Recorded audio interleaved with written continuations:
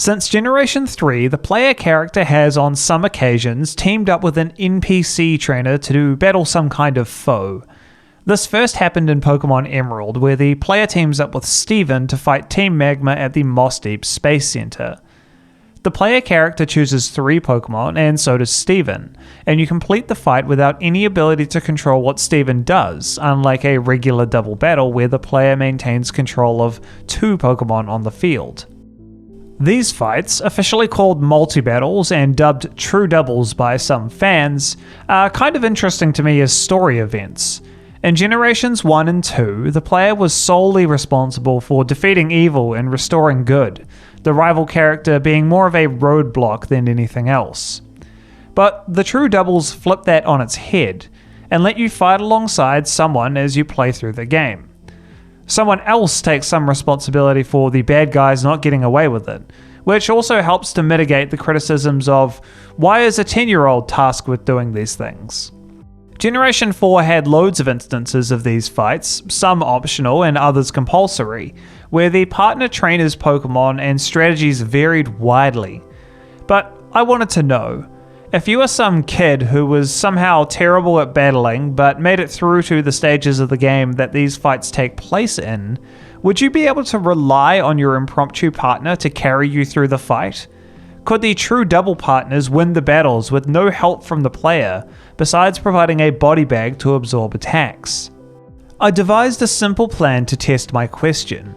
I would take a relatively buff Pokémon into the battles and then sit there and toss balls at the opponents until the fight ends, either because my partner trainer dies or successfully knocks out the other Pokémon. I will heal my Pokémon if I need to, so that the battle isn't stopped by me dying. The goal here is to not participate meaningfully in the battle. Unfortunately, this can't really be a true test of the partner AI, since they have to carry a deadweight trainer through the fight. I am somewhat participating by absorbing fire from the opponent, while also depriving my partner of a Pokémon slot that they could actually do something with. But even so, I wanted to know whether the partner trainer can carry the player through the fight, and this test does achieve that in my view. It's not perfect, but it's what we have. The first battle is in Emerald, as I noted earlier. For this, I had a set of Magikarps from another save file, so I decided to use those since they have neutral abilities. Steven has his usual team of Steel types. I did this fight a few times, and mostly we won. Steven has relatively strong Pokémon, and Steel is also just a really busted type in Generation 3. It's not like Maxie and Tabitha are all that formidable as bosses either, so it's no real surprise that it was slow but successful. I do wish that I had another option for a test in Generation 3, but this is literally the only true double in Generation 3, so that's it for those games. This fight isn't even in Ruby and Sapphire, so I can't test how it might be different in those games. Nevertheless, we go on to Generation 4. And my word, there are a lot of true doubles here, and they are pretty evenly spread throughout the game. The first one takes place immediately after getting the first badge, as you fight some Team Galactic grunts who attempt to stop you as you leave town. This is where I need to discuss something important as it relates to Generation 4. I am doing all of this in specifically Pokémon Platinum. This would not be interesting or even really work in Diamond and Pearl, because Diamond and Pearl's AI is, as we might say, dumb or stupid. It's not very well documented online, but we know that in most single battles, it chooses moves nearly randomly, and in doubles only applies slightly more logic. This is one of the things they sort of fixed up a bit in Platinum, where I will be doing things. The first fight in Jubilife was swift and easy. Lucas and his Chimchar had no issue knocking over a couple of galactic grunts, and relatively quickly too. Unfortunately, the fun was not to last, as the next fight was with Cheryl in Eterna Forest. I should have known this from the start, but aside from an extremely lucky scenario, this fight was never going to be possible to complete at all. That's because Cheryl uses a Chansey, a Pokemon known for its offensive prowess, whose only attacking move is Egg Bomb. Egg Bomb has 10 PP and 75% accuracy. Once it inevitably runs out of Egg Bomb PP, it just turns to using Refresh and Soft Boiled over and over until it gets to using Struggle, which causes it to faint very, very quickly, much more quickly than it can actually deal any damage. The second required fight with Cheryl is a lot faster and more winnable, since the two Pokemon opposing are Abras, which spam Hidden Power. Abra also doesn't have any physical defense and thus takes a lot of damage from Chansey's Egg Bomb. All Chansey has to do is not miss too many times and you're out of there relatively quickly and easily. The frustrating thing about Cheryl is that at level 20, her Chansey should have learned Double Slap by now, but Game Freak has clearly deliberately made it so it only has 3 moves. I get that they were going for the special defense stat trainer thing, so having 2 offensive moves might not have fit that well, but the only effect of doing so is that Cheryl can't win the fight at all. She also doesn't serve that well as a support trainer, since her moves only affect the Chansey and have no benefit to the ally Pokemon on the field. Obviously Chansey isn't set up to carry the fight, and no one plays the game this way, but even then, the Chansey kind of fails as a special defensive support player as well. The next set of true doubles are actually optional and are kind of intended to be as confusing and annoying as possible. They're with Mira, who is stuck in the Wayward Cave, which is functionally a maze. She's not stuck at the start of the cave, however. She's all the way in the back and you have to help her get out. Here's the other thing. None of the trainer fights in the cave are required to get to the back of the cave, pick up Mira, and get out again. They're all optional, and they kind of work as traps for taking wrong turns. Did I mention you need Flash to see? You need Flash to see.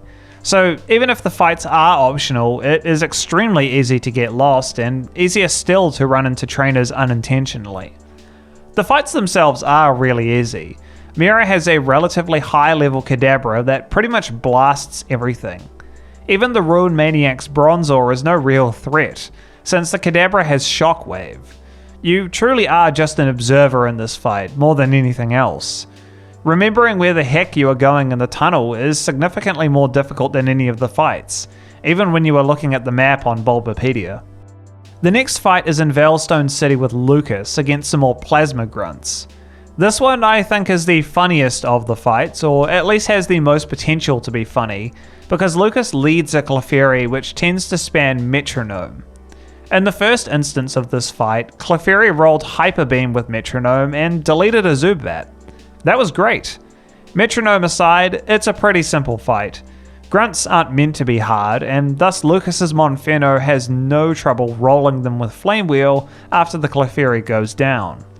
Playing the observer role in the fight usually results in victory. After making our way to Iron Island, we can team up with Riley to fight some more trainers. Notably, these ones have full teams, which makes Riley's likelihood of victory much lower. If the enemy trainers focus their attacks on you, you're probably going to win. However, if they target Lucario, it's basically over. Lucario is great at dealing damage, but it's super frail, and these Pokemon have physical fighting moves that take away over half of Lucario's health in one hit. It is not a good combo. Riley will not heal Lucario, and he does not have any other Pokemon. So if it faints, that's it, you lose. Even the Galactic Grunt's hair can easily beat Riley due to his purest glass cannon, no items approach to battling. This would probably work if they only had 2 or 3 Pokemon, but they have 6, and Lucario just cannot last that long. The true double adds Spare Pella with Barry, and the post-league fight in the battle area are functionally the same. Barry has enough strong Pokemon to fight the battle on his own, and it can go quite quickly if the opponents choose to target you instead of him. The formula is really simple, to be honest. Where your partner is a rival or other significant character, they usually have a relatively balanced and reasonably leveled team, and thus have no issue fighting opponents. Where they are like the stat trainers, who typically have just one Pokemon, they can struggle, and sometimes are barred from winning altogether. I was originally planning to cover the other multi-battles in Generations 5, 6, and 7, but after completing the Platinum fights, I really don't see the need to. The fights are almost categorically with the rival in those games, and my bet is that the partner trainer can easily beat them. Maybe not always the first time, but without too much difficulty or repeat attempts. I think the success of the partner trainers has less to do with the trainer AI and more to do with the fact that most of your partners are main characters with good teams. To look at it in the reverse, it would be incredibly bizarre for the developers to decide to force you to team up with people who have terrible Pokémon that they suck at using. So when that scenario is flipped and they have to do all of the fighting, they tend to do just fine. I know that speedrunners have trouble sometimes with the kinds of strategies that the partner trainers tend to employ, with some of them being significantly slower than others, but I wasn't worried about speed here, just getting through the fights at all. Whether you participate or not, some of these fights are incredibly tilted in the player's favour, just from the number of Pokemon available. In Generation 3 with Steven, it was fair, because each team had 6 Pokemon each. When you fight with Barry, you actually have 12 Pokemon at your disposal, your 6 and Barry's 6, versus the combined 6 that the opponents have. So when you throw out Empoleon and sit there throwing balls for 5 minutes, the fight is still between 6 and 6 Pokemon, bringing the balance rather even instead of a disadvantage for the partner trainer. The partner would have to really play terribly and make awful decisions to lose with an advantage like that on their side. Overall, I found these fights to be really neat as a kid. It's fun to occasionally fight alongside someone you know and see others doing it too. It makes the game feel a bit fuller. Some of the team design leaves something to be desired, but overall this is a neat addition to the games. And one of the most consistent since it was introduced in Generation 3. There's been story-reliant multi-battles in every main series title since then. That's all I had, folks. Tell me, did you like multi-battles? Was there a trainer character that you wish they had the player team up with in the games? Let me know in the comments below. If you liked the video, please like and subscribe, it helps the channel out a bunch. Give me a follow on Twitch if you want to chat between videos and see some speedruns. Thanks for watching. See you next time.